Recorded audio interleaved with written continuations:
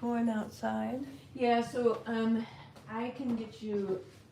I don't like my feet getting too cold, and so what I do is I either. Oops. Oh, that's okay. That's not where it belongs anyway. I don't. Okay. How about this? Go ahead and put your shoes on, because I want you to still be, good and steady walking, and then when you're ready to put your feet on the ground, we have a chair that you can sit on and keep your balance and stuff. I can't believe that I'm taking you out to do some grounding, and that's new to you.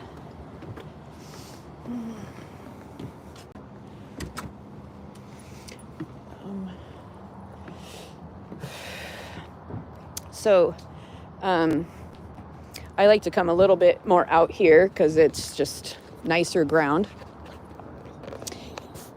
And just pick a spot, and I'm going to get you a chair, and we'll take our shoes off. Okay? Let me go, and it's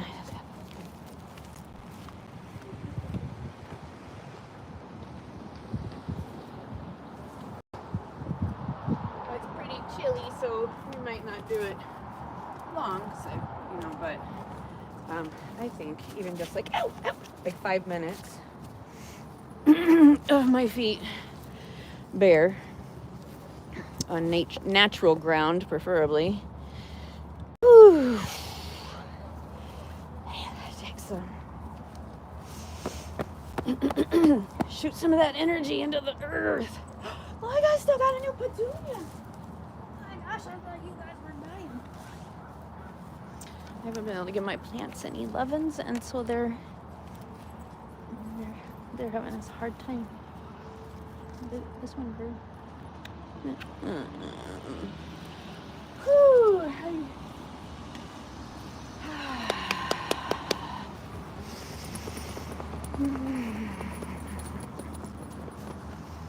This is actually when I do some of my qigong stuff.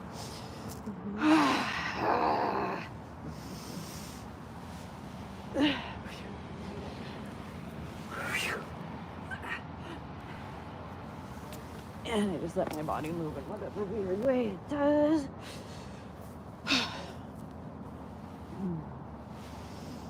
Whew.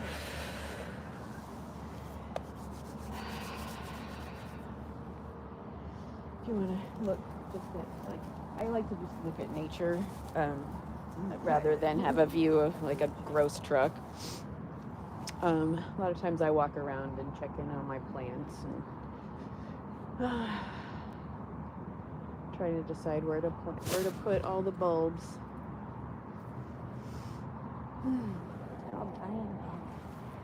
Have you ever been a gardener? Or making pretty flowers or whatever? Oh, I gotta show you. Like one of your spider plants. I was splitting it into pots, and I had just randomly come across a video that talked about making bonsai out of spider plants. And bonsai has always been something that I just really interested in and really wanted to do, but it's just kind of prohibitive and it's extremely time consuming. It takes a long time for things to grow. And so then I'm like, spider plants as bonsai. And so I have like 10 of them around the house now. And that'll be really cool to be able to give away too. Because once they're well established and I've gotten it started, then I like, okay, here's how you keep designing it. And so yeah, I've got a bunch of babies you gave me already, getting all rooted and solid so they can go to their next homes. Cool. So I'll be spreading out your plants. Oh, sweet. That's great. Because I gave a bunch of these petunias away to friends who came over, some of the first people, because they've thrived in that last house, even though the environment was not at all health conducive. But also they had health issues like bugs and shit. And so I split them up and gave a bunch of them away and said this, basically by spreading out the blight that was present in the last house, not only can I see that there was still thriving happening, even in like, oh my God, this place is killing me.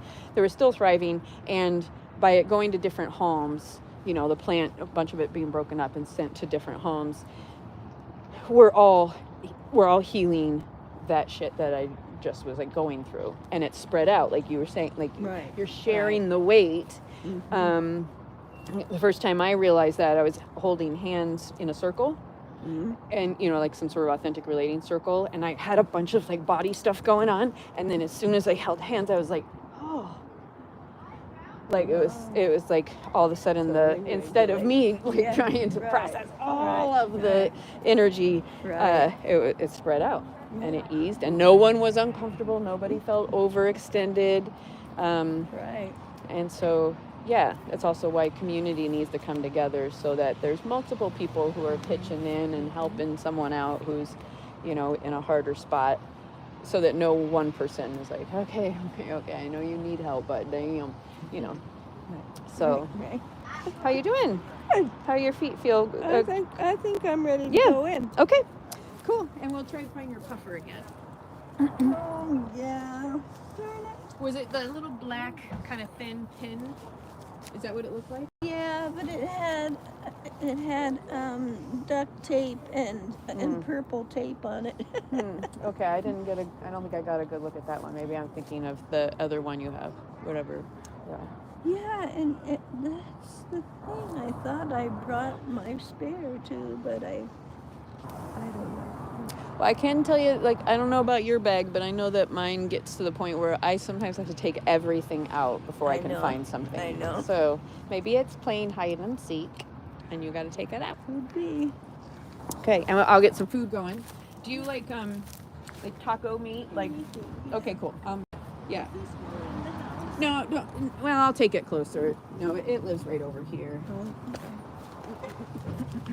Don't trip on that humongous root. Management company asked, is it a tripping hazard? I'm like, hell yeah, it is. That shit's broken down.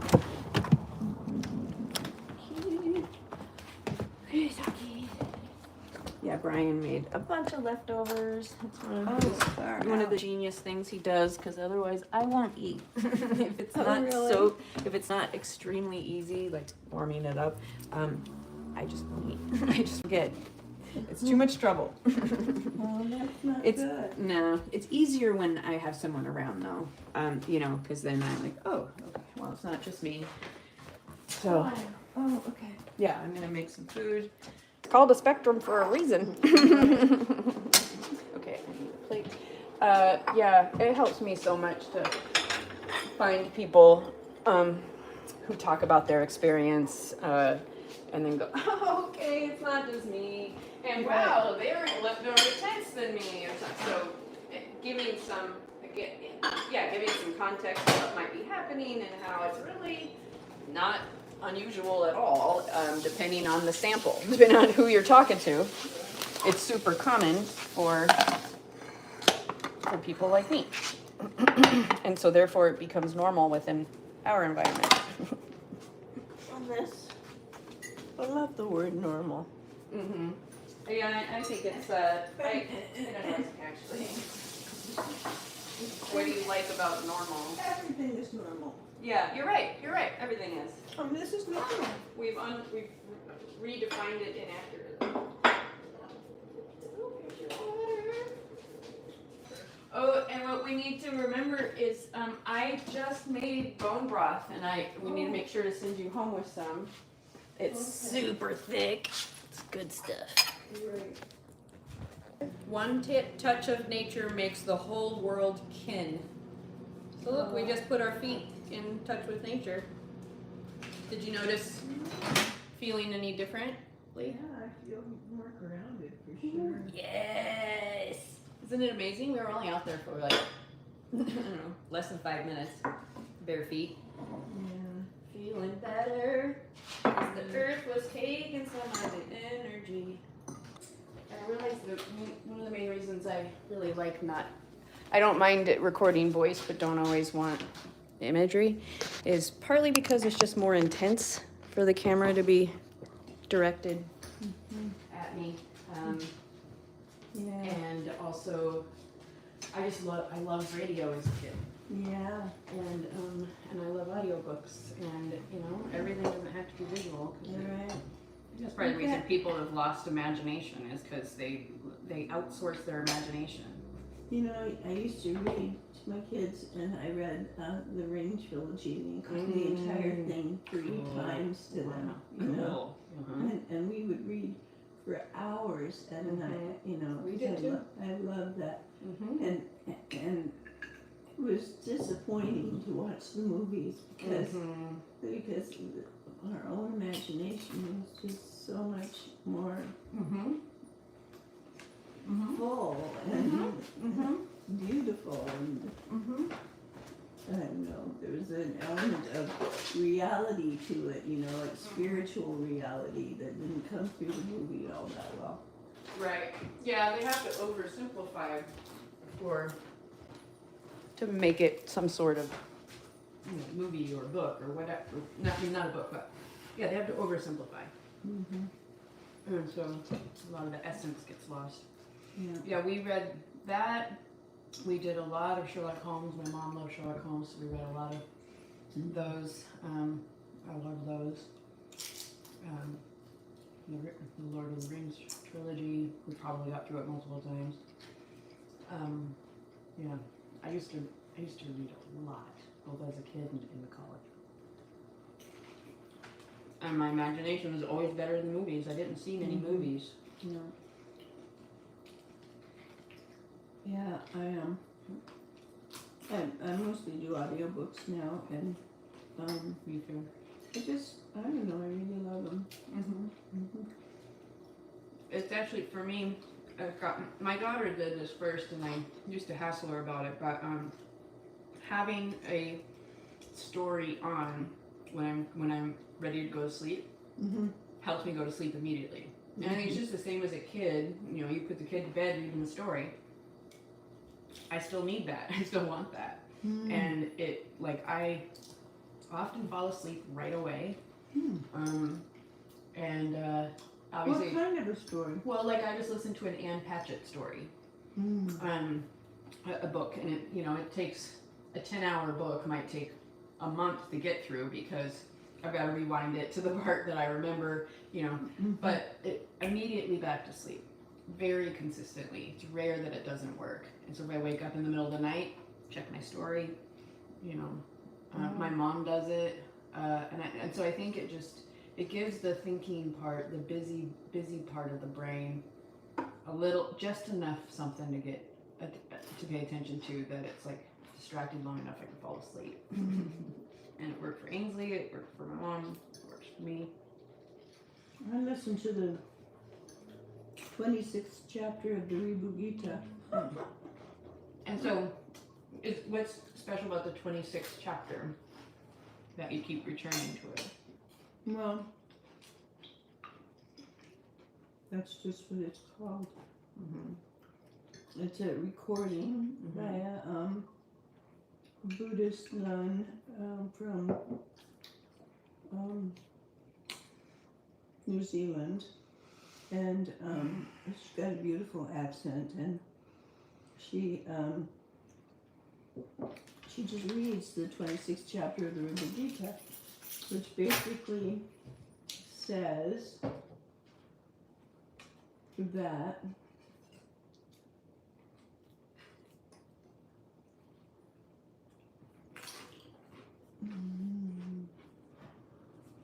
it sort of takes you through a journey where you're willing to let go of duality. And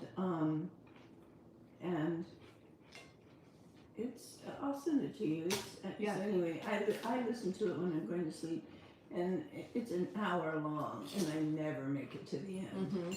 But it's just what I want right now. Totally. There was years where I would listen to lots of Thich Nhat Hanh, Pema Chodron, Jack Campbell or Canfield or whatever, whoever, all the Buddhist guys, or leaning, because I knew it was reprogramming my brain. Mm-hmm. I realized I got to push out all of the dark Right. thoughts, all the, hatred and whatever. All the words I heard up until this, so many of the words I heard up until that point were hard and harsh, and so I had to replace all of those. Mm-hmm. And that's what I did, is I listened to them. I'm like, well, I need different adult figures Right. to look up to, and would just listen and listen to the same thing over and over and over for months, and then I might switch to something else. So yeah, I definitely habituated myself to sleeping with like a voice or a sound with subliminal messages or something. Mm-hmm. And I did Abraham. I did Abraham Hicks for a long time too. Yeah, me too. Yeah, they're very. Because they really taught some good, They do. Techniques. And some amazing, kind of questions. And they were one of the first that I noticed was like, here's my talks. Do whatever you want with it. It's not copyrighted. If you want to put music to it, and you want to remix it into some dance, whatever, go for it. Spread it. And instead of, you have to pay me if you want that. And obviously their success and everything just kept going. It's not like it takes anything away from them to give all that YouTube content just away. Do whatever you want with it. Right. And I loved listening to lots of variations of their stuff.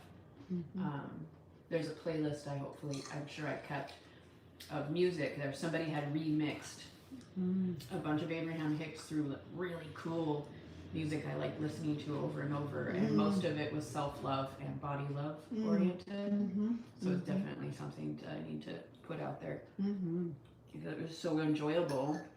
And now the music playlists I make it's just so enjoyable. It's easy to listen to them over and over and over again, and I just look at that as like I'm reprogramming my thought patterns and everything.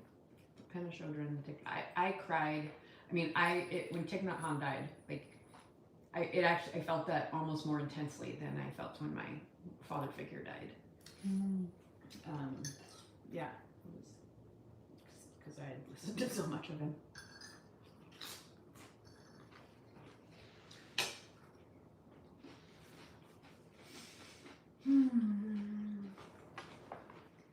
So pretty. Yeah. Kim gave that to me. I know, I was there. Yeah. Yeah. So how do you know Wendy or Kimberly or Kim? Whatever. Some class that I taught. I think Kim came to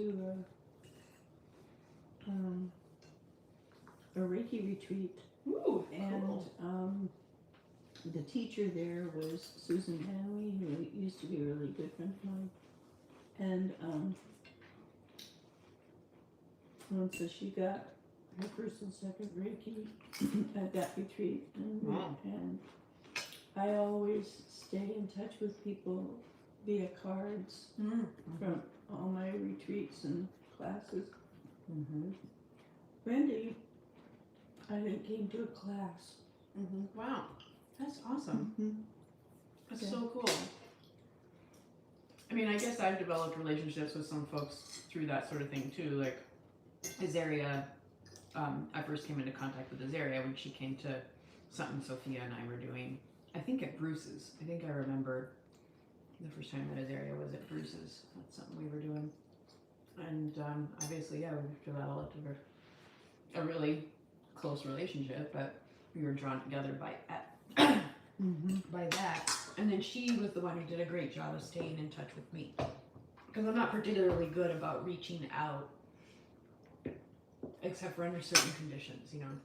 Basically we've talked about making plans. That's when I really follow up. But if it's somebody I don't know very well, I'm like, okay, it's in your court. And she kept taking action, and so now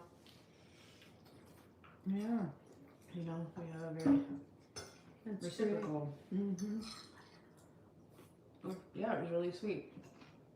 And it's really encouraging when someone's like what you said or what you did or whatever was really helpful for me and really impactful, and I want you to do that more. And you know, when the more common experience is what you were describing earlier, where you're in an environment where you have to hide in your room because you are so clearly misread, so so not seen, like you're this whatever, and probably, I always wonder what people see when they look at me and hate me like that.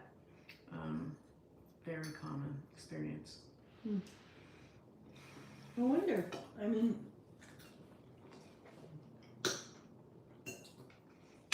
mean, maybe I will come to a place of courage where I can just ask that question, you know? Which question?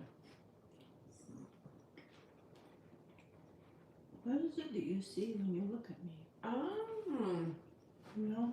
I do know that, that question is hard to say. So that I can interpret whether I am being seen at all. Yeah. And then, you know, if I'm allowed to actually present my perspective of who I am, and of who they are in my Right. eyes. If you never get that chance to kind of verify together, like, what is your experience of me? You know, what is my experience of you? And if we can say it honestly, because there's really no judgment. It's just you're reporting something really, you're just reporting, basically, if you can get to that point. And then, get the chance to actually talk about it. And I'm getting closer and closer, I think, to be able to, first, I think Brian's starting to understand, and I've been sharing this a few times, where I think a feeling of frustration or irritation or some sort of like clinching is just, it's purely information. And it's usually information of like what need of mine is maybe not getting met. What, do I feel respected and trusted here? Do I feel care and connection? And so instead of going, oh my God, that person's so annoying because I feel frustrated because they did this thing. It's like, what's my frustration telling me? What is it that I really prefer? Is it reasonable to ask, or do I just let it go? But when I've done that, and I do get the opportunity to revisit something with somebody, I'm like, this is what I learned about myself. I reflected on what happened, and this is what I feel like I learned about myself. Can I share that with you? And there's been some people, like Brian, who let me do that. And then it completely depersonalizes it too. Like when, if I take my step back so that I self-reflect on what that frustration was about, I can so much more clearly come to them, and they feel less of the blaming vibe. Because I've already done, a lot of my work around it. But so few people will give you that opportunity. And if they do, if they say, okay, sure, they're still the whole time going, you're wrong. That's not what happened. Right. You're obviously crazy. Right. Or whatever. Whatever story they're telling. And it's, and it's like, of course you're telling a story. I'm telling a story too. We're all telling a fucking story. Let's share the parts. Share. It's like those books. I love those books, those series where an author will write from multiple characters' perspective. Because there you go. What happened? Exactly what's happening. Each character has a different perspective. Their shared experiences, they can absolutely have a completely different experience with it, because, if all of experience is like a pie, we're not all going to be having the exact same piece of pie. Like, that's impossible. And so why don't we just instead team up and, hey, guess what I saw or what I experienced? And oh yeah, and you can kind of team that information up synthesize it instead of, no, that's not what happened, Right. because it doesn't match my experience. And obviously, I'm the one who's right. Right. So I'm glad that I have come to a point where generally I'm able to catch that. I'm able to approach it in that way. But it is really fucking frustrating when I'm doing all that and the person is like, you obviously don't spend any time self-reflecting. You obviously, like, you're just being Right. defensive and You need blah, to be in therapy. right. And so, yeah, it definitely is a breakthrough when someone finally goes, okay, what's really pissing me off about someone else is something that's I need to work on, instead of, nope, I'm pissed and it's you who's the annoying one and I'm holding on to that and that's what's true. Right, right. So, Yeah, it's a big because breakthrough. we never really know that anyway. No. We don't know that about each other. Mm-mm.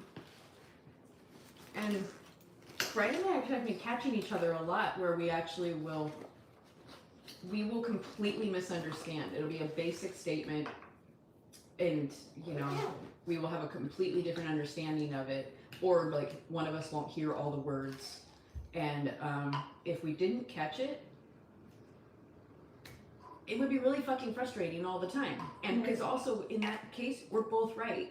If you heard me say, you know, I don't know, I can't remember the example, but we've like really pointed him out. He's like, see, when you said that about the vegan whipped cream, I know what you thought you were saying, but this is what I bet he heard, you know, the person doing the whipped cream. And there's usually, like, that was just an example of how drastically different the interpretation can change the whole thing. Right. And if you don't verify Right. your what you heard, like if I got annoyed at him that he didn't put the whipped cream on, he would be like, lady, you told me not to put the whipped cream on. Mm-hmm. And the words I used could absolutely be interpreted that way. Mm-hmm. So that's what's happening all the time, I think, in so many of our connections, that then Conversations. and because there's no verification of what really was said or understood, or Right. and then we're all living in fucking la la land, basically. Disconnected. Right. Cool. Okay. How do you feel about busting the computers out and scheduling some stuff? Making some Okay, plans? let's think about things. We I can- don't want to put this away. Yeah. Yeah, so I'm basically just saying we're going to transition in a little bit. And we can sit wherever you are most comfortable. Sometimes I like sitting at a table, a lot of times I don't. So I'll follow your lead on that. Well, I'd like to make a list of Yeah. things that we'd like to accomplish. Do you have a notebook, or do you need one? I can use this one. Let me grab mine.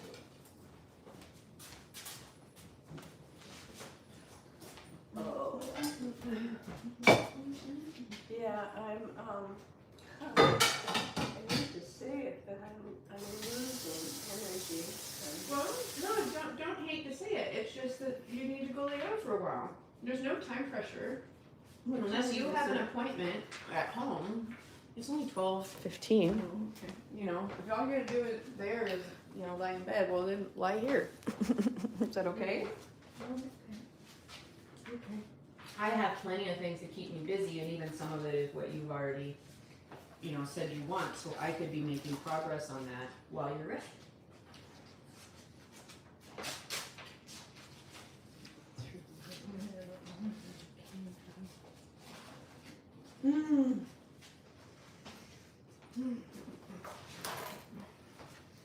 I love how big my office is now that I get to take over the whole house when everybody's gone.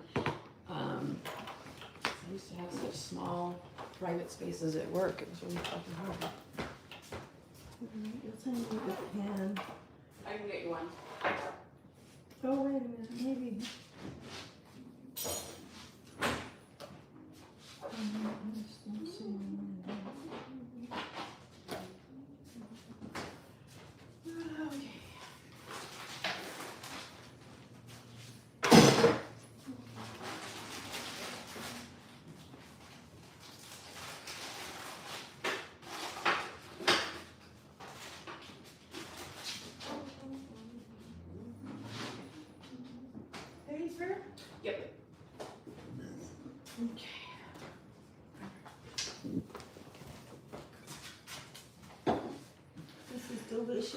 too. Isn't it? Yeah. I'm glad I found it. And it has a lot of stuff in it that my doctor says is good for me.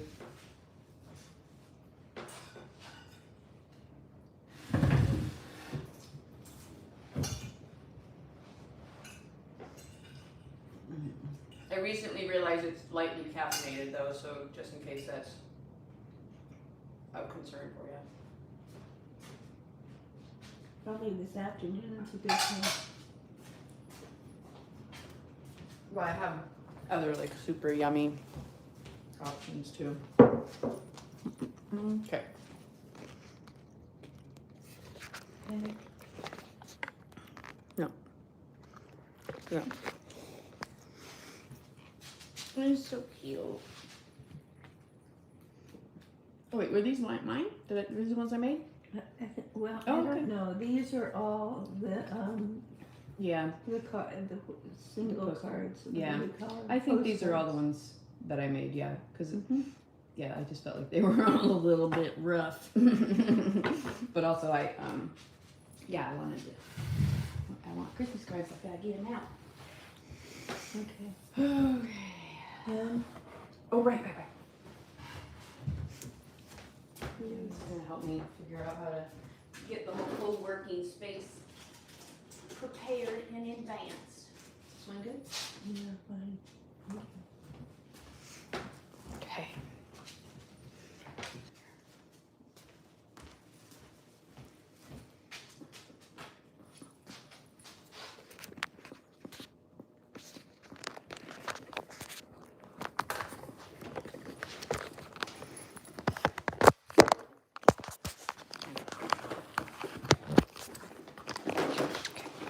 It is not. Okay, notepad. That's what we're looking at. No. Okay. Do you want to just quickly kind of compare to-do lists so that Yeah. wanted to make progress on that letter about the ridiculous hospice fuckery. Take pics of your cards, schedule the card party, perhaps a journey, or at least start talking about a time frame. Your next like daytime over here. What was that? Would you kind repeat of just that? the next daytime over here, like the next time that I can plan to come get you. Oh, Or at okay. least, we can, it's always a tentative plan if you don't feel up to it, but I mean, if you don't feel well, that's all the more reason, I think, for you to come over here. Okay. Well, I'll come over here anytime you come and get me. Okay. And I did tell Jeremy that I would be home for dinner tonight. Mm-hmm. What time is that? I would say about 5. Yeah, perfect. It's about what I was imagining too. Okay. I was just gonna say. Okay, and then I have these to give you. These are ones that I made, and you can take them all or none of them, whatever. And Really? obviously they're not signed. by You don't want them? No, I wanted you to have them if you feel like they're up to your Oh, yeah. up to your specs. For sure. So and I was playing with the markers that Lindsay. So some of them, yeah. It was pretty fun. It's easier than watercolor because there's no, And then one thing I tried that I really liked is I used the napkins that don't have anything on it and glued that on and then, kind of colored over that. It made it so fucking cool. So it's another way to use the napkins. Yeah. Napkins and those markers. Oh, Yes, that's yes. So It's so cool. ooh, That that could be our next card so party. easy, yeah. I mean, we still might want to have some holiday options, but Yeah. I think the embossing was fucking cool and everybody loved it, but it's also it kind of detracts from the hangout part because there's a lot of activity around it. You gotta track things, and so maybe that one is particularly good for when you're. I don't know. Yeah, I think there'd be ways I could set it up better too. But if we're mostly sitting and doing stuff, I think there'll be more engagement. Sound good? Yeah. Okay, so you got these out. Yeah. What do you? Just for pictures. And so what's your idea? Your idea here is like because they're all unique. People are either asking for that specific one, or they could ask for more like it, or you're just giving examples. Yeah, just giving examples. In fact, oh my God, it's so cool, so cool. It's, you know, just it's a grab bag. Yeah. You get what you get. But just take, you know, just have. That's kind of sweet. I wouldn't mind making some of those. Oh yeah, and I love how it's very. I love the inspiration because even I feel like I could do this. Absolutely. So cute. Watercolor and draw those in. Now, a lot of these are these from the other day, or did you make a lot of these? I love this too. No, these are from the other day. That's awesome. Oh my gosh. I'm keeping out some of the kitty ones because we only need one. And then I don't know if we should include the recycled ones. Yes, because it's still like this is so fucking cool. Yeah. I love this is a recycle. I can tell. Because it's reduce, reuse, recycle. If you don't know how to reduce and reuse, recycle, then it's kind of hard. It's so easy, and everybody has so much fun. Love this. I love this. Oh my gosh. So that's a card, and then a little bit of stamp. And so this is also super easy. Very easy. Oh my god. So everybody's gonna. Oh my god, there's another napkin. Yeah. I love that bird, and I love how simple this is. Just like a mat. I used to do a fuck ton of scrapbooking, and so like this like really. And so we don't have to put things like that in there. Okay. You know. Ooh, see, like this though. This was such a good one because I was told Brian about it. Ziba said she's just like, I'm done with this. This is not gonna come out well. It's awful. Away. And then Shoshana's like, no, I can do something with it. Oh my gosh, so cute. Okay. We have lots of those. And I like this guy. Okay, you got this. I need more of this. And then, I'm gonna.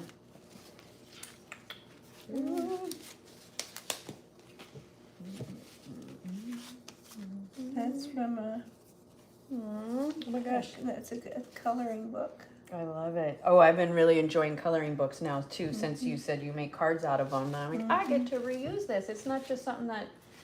Yeah. What's happening here? Oh, it's just this. Okay. Cool. Okay, I'm gonna turn this off so I can actually take